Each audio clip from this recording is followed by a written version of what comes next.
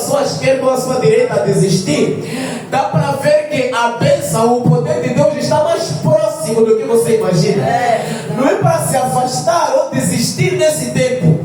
Por quê? Porque o Espírito Santo está aí para operar na sua vida. Glória a Deus, glória a Deus, glória a Deus. E o Espírito Santo caiu sobre eles e começaram a falar em outras línguas. E aí, não só em línguas eles deveriam falar, mas o poder do Espírito Santo estava a se mover naquele lugar, a ponto de todos aqueles que estavam a ouvir. Pedro levantou-se cheio do Espírito Santo, começou a pregar. O antes envergonhado já era corajoso, porque nele havia um Espírito chamado Santo. Aleluia.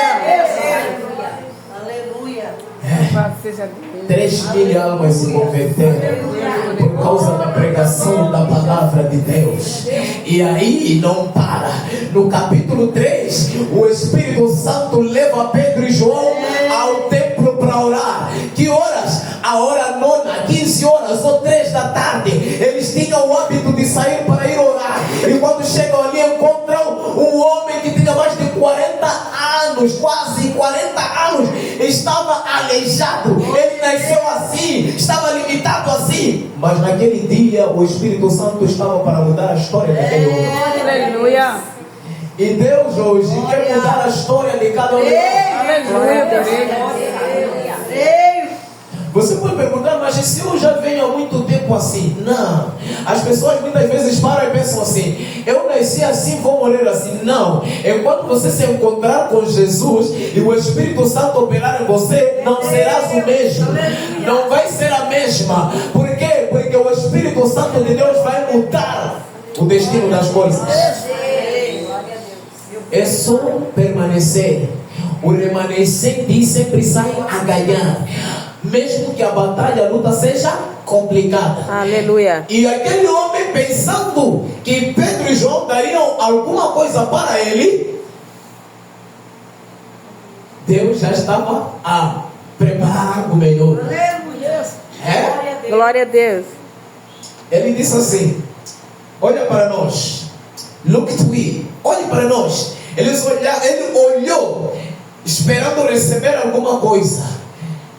Só que não era para receber a esmola, era para receber o maior desejo do coração dele, de se levantar e adorar a Deus. Nós estamos numa geração em que a geração está aleijada, não consegue caminhar, aleijada espiritualmente, porque se for aleijado fisicamente, eu creio que Jesus cura. Quando eu ministrar a cura, a pessoa vai ser curada. Mas eu estou a falar de aleijado espiritual, que precisa ser levantado. Glória a Deus. Precisa Glória a Deus. se levantar e abrir os olhos, porque o tempo está próximo. Glória a Deus. E ele foi curado. Ele não tinha como entrar no templo. Ele vivia dependente. Mas naquele dia não precisou ser carregado para entrar. Foi curado no pórtico, na porta. Dali ele entrou. A palavra do Senhor diz que andando, saltando, louvando a Deus. Ele entrou saltando, adorando a Deus. Glória a Deus. Aleluia. Agora vamos dizer uma coisa. Se as pessoas começassem a dar esmola, não, agora não precisa. Deixa. Posso trabalhar porque eu estou saudável. Eu consigo caminhar. Eu consigo andar. Eu posso fazer alguma coisa. Porque eu estou curado. Já não dependo de ser carregado. Não dependo de ser dado alguma coisa para eu sobreviver. Posso fazer alguma coisa. Se estou completo, consigo me mover. Consigo me mover. Aleluia. E a palavra continua. A missão foi andando. Logo, podemos dizer aqui, não são atos dos apóstolos, entre aspas, são atos do Espírito Santo.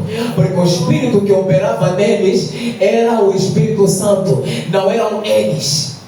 Amém. Foram presos. Glória a Deus. E foram soltos. Como foram soltos? O Espírito Santo operava neles. E no capítulo 6, A Bíblia diz que, crescendo o número dos discípulos, capítulo 6, versículo 1, crescendo o número dos discípulos, houve uma murmuração dos gregos contra os hebreus. E por causa da distribuição dos alimentos, e aí houve uma reunião, e os apóstolos disseram: não é bom que nós sirvamos as